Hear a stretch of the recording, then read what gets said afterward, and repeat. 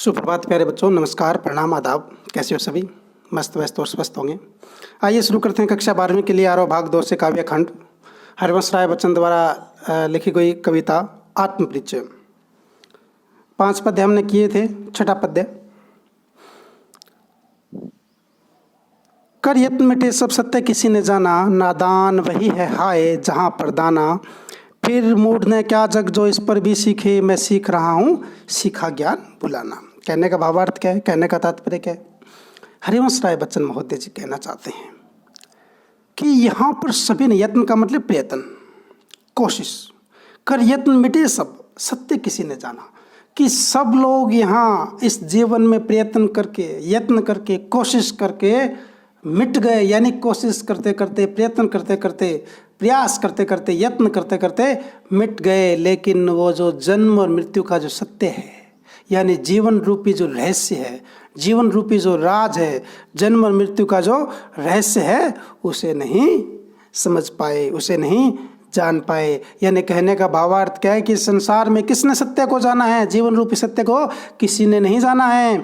नादान वही है हाय जहाँ पर दाना। नादान का मतलब होता है ना समझ, और दाना का मतलब होता है ज्ञानी, समझदार। तो नादान वही है हाय जहाँ पर दाना। दाना का मतलब क्या है? समझदार। समझदार लोग, यानी कहने का मतलब ज्ञानी लोग अपने अहम में आकर के, अपने अहंकार में आकर के ये सोचने लग जाते हैं कि हम ज्ञानी हैं और ये सारे जितने भी और लोग हैं वो सारे के सारे नादान हैं, बेवकूफ़ है, मूर्ख हैं। फिर मूढ़ ने क्या जग जो इस पर भी सीखे। कहने का भावार्थ क्या है? कहने का तात्पर्य, मूढ़ क्या होता है? मूर्ख। जग का मतलब संसार। ये कहना चाह रहे हैं हरिवंश राय बच्चन महोदय जी, कहना चाह रहे हैं कि नादान वही है हाय जहाँ पर दाना। यानी कहने का भावार्थ ये क्या है? इसके दो अर्थ निकल सकते हैं। एक ये हो सकता है कि समझदार लोग अपने अहम के में आकर के, यानी ज्ञानी लोग अपने ज्ञान के अहंकार को लेकर के ये सोचते हैं कि ये और सारा जितने भी लोग हैं वो सारे के सारे बेवकूफ़ है, वो सारे के सारे नासमझ हैं, नादान हैं, मूर्ख हैं। और दूसरा इसका तात्पर्य भी हो सकता है कि समाज के अंदर दोनों प्रकार के लोग रहते हैं। समाज के अंदर, इस विश्व के अंदर मूर्ख भी हैं तो समझदार भी हैं, ज्ञानी हैं तो अज्ञानी भी हैं। फिर मूढ़ ने क्या जग जो इस पर भी न सीखे, मैं सीख रहा हूँ सीखा ज्ञान बुलाना। फिर मूढ़ ने क्या जग, यानी फिर जग मूर्ख है। मूढ़ का मतलब मूर्ख, मूर्खता। मूढ़ का मतलब होता है मूर्ख और गूढ़ का मतलब होता है रहस्य। फिर मूढ़ ने क्या जग जो इस पर भी सीखे। तो इस जग को मैं और क्या न कहूँ, मूढ़ ने कहूँ तो और क्या न कहूँ, जो इस पर भी नहीं सीख रहा है। कहने का भावार्थ क्या है? कहने का तात्पर्य ये कहना चाह रहे हैं, हरिवंश राय बच्चन जी कहना चाह रहे हैं कि मनुष्य इस जीवन में आकर के आपाधापी, स्वार्थीपन, लोभ, लालच, सांसारिक जो इच्छाएं हैं, इनमें इतना स्वार्थी हो जाता है, इसमें इतना स्वार्थी हो जाता है कि उसे अपने सुख के अलावा, अपने ऐशो आराम के अलावा कुछ भी दिखाई नहीं देता। इसलिए कहना चाह रहे हैं कि आप हरिवंश राय बच्चन महोदय कहना चाह रहे हैं कि मैं जग को मूर्ख समझता हूँ। मूर्ख इसलिए समझता हूँ कि वो सीख नहीं रहे हैं। यानी सीखने का मतलब क्या है? वो मतलब अब भी नहीं समझ पा रहे हैं कि कितने लोग यहाँ मिट गए यत्न करते करते, प्रयत्न करते करते, लेकिन फिर भी किसी ने जीवन और मृत्यु के राज को नहीं समझा है। इसलिए कहने का भावार्थ क्या है? फिर मूढ़ ने क्या जग जो इस पर भी सीखे। कहने का भावार्थ क्या है कि इस पर भी जो ना सीख रहा है वो क्या है? वो मूढ़ है, एक प्रकार का मूर्ख है, जो लोगों को देखकर भी नहीं सीखता, जो लोगों की गलतियों को देखकर भी नहीं सीखता है, लोगों के गलतियों के परिणाम को देखकर भी नहीं सीखता है। मैं सीख रहा हूँ सीखा ज्ञान बुलाना। यानी मैं सीख रहा हूँ सीखा ज्ञान बुलाना का मतलब, सीखा ज्ञान बुलाना का मतलब ये है कि जब से वो जीवन में आया है, जब से वो इस संसार में आया है, वो क्या हो गया है? स्वार्थी हो गया है, लोभ लालच उसके मन में आ गया है। इसलिए वो क्या कहना चाह रहा है कि मैं इस प्रकार के ज्ञान को, मैं इस प्रकार के जो मेरे विषय है, जो इस प्रकार की मेरी जो लालच है, जो इस प्रकार की मेरी जो भावनाएं हैं, जो मैंने इस समाज से सीखी थी, उस प्रकार की बातों को, उस प्रकार के ज्ञान को मैं भुलाना चाह रहा हूँ। लेकिन ये जो समाज है, ये जो विश्व है, ये जो जग है, ये दूसरों की गलतियों को देखकर भी नहीं सीख रहा है, तो ये एक प्रकार से मूर्खता का कार्य कर रहा है। कहने का मतलब, तात्पर्य, सारांश यही है। कवि महोदय यहाँ यह कहना चाह रहे हैं कि जीवन और मृत्यु के राज को, जीवन और मृत्यु के जो रहस्य है, इसको कोई भी नहीं समझ पाया है। इस पर यत्न करके, प्रयत्न करके न जाने कितने लोग यहाँ से चले गए। इसमें एक कवि, एक शायर ने कहा भी था कि न जाने कितने लोग इस मिट्टी में दफन हैं जो ये कहा करते थे कि मेरे बिना ये दुनिया चल ही नहीं सकती। देखिए, तो ये चीज़ें बहुत बड़ी बात है। इसमें कई मुद्दे कहना चाहते हैं कि सांसारिक जो इच्छाएं हैं, सांसारिक जो लोभ लालच है, उनके बारे में इन्होंने यहाँ एक प्रकार से टिप्पणी की है उनके ऊपर। तो एक शायर ने भी कहा था कि शमशान घाट के ऊपर लिखा हुआ था कि मंजिल तो तेरी यही थी,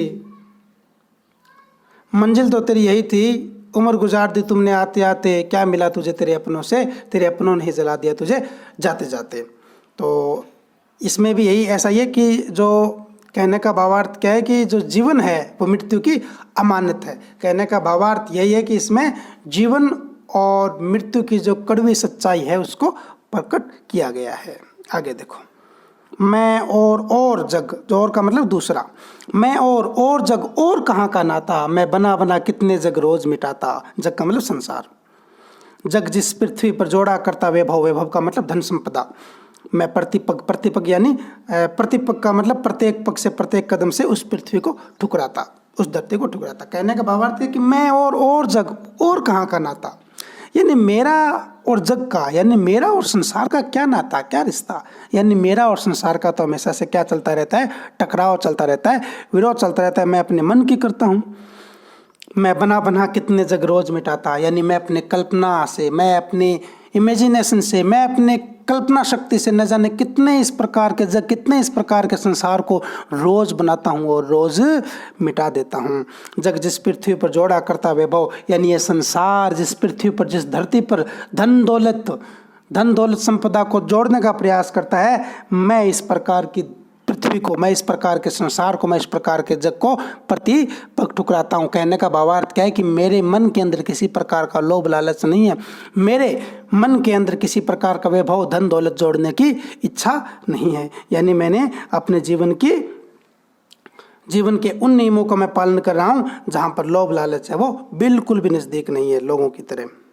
आगे देखो, मैं निज रोदन में राग लिए फिरता हूँ, शीतलवाणी में आग लिए फिरता हूँ, हो जिस पर भूपों के प्रसाद निछावर, मैं वह खंडर का भाग लिए फिरता हूँ। मैं निज रोदन, रोदन का मतलब रोना, मैं निज रोदन यानी मेरे रोने में, मेरी करुणा में भी, मेरे रोने में भी, मेरे रोदन में भी, मेरी करुणा में भी राग लिए फिरता हूँ, एक गान लिए फिरता हूँ, एक तान लिए फिरता हूँ, एक सुर लिए फिरता हूँ। शीतल वाणी में भी मैं आग लिए फिरता हूँ। आग की शीतल वाणी में आग का मतलब क्या है, आग का तात्पर्य यहाँ प्रेम रूपी अग्नि से है।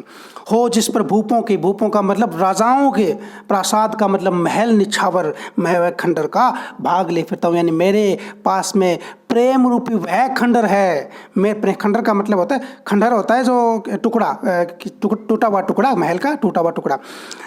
मैं वह खंडर का भाग लिए फिरता हूँ। मेरे पास में प्रेम रूपी वह खंडर है जो भूपों के पास में नहीं है, जो राजाओं के पास में नहीं। कहने का मतलब क्या है कि लोगों के पास में धन दौलत जरूर है, आलीशान महल है, आलीशान इमारतें हैं, लेकिन मेरे जैसा प्रेम नहीं है। कहने का भावार्थ क्या है कि लोगों के पास में प्रेम की, भाईचारे की बड़ी भारी कमी है। इसलिए कहते हैं कि मेरे पास में प्रेम रूपी खंडर है जिस पर न जाने कितने राजाओं के महल है वो निछावर हो सकते हैं, कुर्बान हो सकते हैं, समर्पित हो सकते हैं। मैं रोया, इसको तुम कहते हो गाना, मैं फूट पड़ा, तुम कहते हो छंद बनाना, क्यों कवि कहकर संसार मुझे अपनाए, मैं दुनिया का हूँ एक नया दीवाना। मैं रोया यानी मैं रोया, मेरे आंसू निकले, इसको तुम कहते हो गाना। मेरे रोने पर लोगों ने क्या कहा कि क्या गाना है, क्या धुन है, क्या सुर है। मेरे रोने पर तुम लोगों ने कहा गाना, मैं फूट पड़ा यानी मैं बहुत तेज रोया, मैं बहुत रोया। तुम कहते हो छंद बनाना यानी कविता बनाना, छंद का मतलब भाव, कविता बनाना, क्यों कवि कहकर संसार मुझे अपनाए। कवि महोदय कहते हैं कि मुझे कवि कहकर संसार न अपनाए, ये जग मुझे कवि कहकर ना अपनाए, मैं दुनिया का हूँ एक नया दीवाना, यानी मैं इस संसार का एक नया दीवाना हूँ। इसलिए मुझे कवि कहने से अच्छा होगा कि मुझे दीवाना कह दिया जाए, जो अपनी मस्ती में मस्त रहता है। मैं दीवानों का वेश लिए फिरता हूँ, मैं मादकता निशेष लिए फिरता हूँ, यानी मैं दीवानों का वेश यानी मेरा जो पहनावा है या मेरा जो व्यक्तित्व है, मेरी जो आदतें हैं, मेरे जो मस्तीपन है मेरे व्यक्तित्व में, वो दीवानों जैसा है। मैं दीवानों का वेश लिए फिरता हूँ। पहलवेश का मतलब ऐसे पहनावा होता है, परिधान। मैं मादकता का मतलब मस्ती, नशा, उल्लास, खुशी, निशेष यानी संपूर्ण लिए फिरता हूँ, यानी मेरे अंदर मस्ती ही मस्ती है, जिसको सुनकर जग झूम झुके लहराए। मैं मस्ती का संदेश ले फिरता हूँ, यानी मेरी बातों में, मेरी कविताओं में, मेरी बातों में, मेरी कविताओं में, मेरे वाक्यात्तों में क्या है, इतनी मस्ती है कि जिसको सुन करके ये सारा जग झूम उठता है, झुक उठता है, लहरा उठता है। मैं इस प्रकार की मस्ती का संदेश ले फिरता हूँ। कवि ने यहाँ साधारण तौर पर मैं बताऊँ तो कवि ने यहाँ मस्ती की बात की। उन्होंने कहा है कि मैं कोई शायर नहीं हूँ, मैं कोई कवि नहीं हूँ, मैं तो दीवाना हूँ, और ऐसा दीवाना जो सबको अपनी मस्ती में मस्त रखता है। इसलिए प्यारे बच्चों, मस्त रहिए, स्वस्थ रहिए और व्यस्त रहिए। तो ये हमारा जो पद्य था, ये हमारी कविता थी, ये कंप्लीट हो गई। इसके बाद में छोटी सी कविता और है हरिवंश राय बच्चन की, दिन जल्दी जल्दी ढलता है। ये मैं अगले व्याख्यान में पढ़ा दूंगा, और इसके साथ में अगली जो कविता है वो भी हम पढ़ लेंगे। धन्यवाद, आज इतना ही।